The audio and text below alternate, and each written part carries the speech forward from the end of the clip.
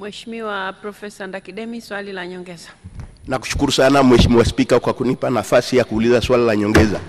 Nianze kwa kuipongeza serikali kwa jinsi inavyopambana na ugonjwa wa selimundu, kwa sababu ugonjwa huu unaenea sana ukanda wa Ziwa Kati na maeneo mengine nchini. Sasa gharama za kutibu ugonjwa huu ni kubwa sana. Serikali ina mpango gani kuhakikisha wananchi wanatibiwa bure, kwa sababu gharama ni kubwa na wananchi wengi hawawezi kumudu hizi gharama? Asante sana. Kwanza Mheshimiwa Naibu Waziri. Mheshimiwa Spika. Mheshimiwa Naibu Waziri. Mheshimiwa Naibu Waziri, majibu.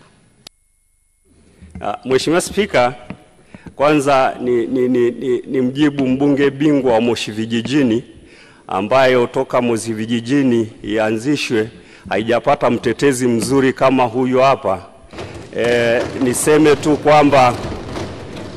Niseme tu kwamba selimundu kama ambavyo mnajua ni mojawapo wa uwekezaji ambao rais wetu amewekeza kwenye nchi yetu kwa kiasi kikubwa. Na kama mnakumbuka, miaka miwili iliyopita ukipata selimundu, kinachokutokea ni kwamba unasubiri, unakuwa tatizo linakusumbua na watu wengi wafikishi miaka 45 wamekuwa wamekufa. Lakini rais wetu ametuletea teknolojia, na mnakumbuka tulivyokuja kwenye bajeti yetu ya mwaka jana, uliona mtoto aliyeletwa hapa ambayo tayari ametibiwa ndani ya nchi hii na akapona selimundu. Na sasa mpaka sasa watoto zaidi ya 30 wametibiwa na wote wametibiwa bure.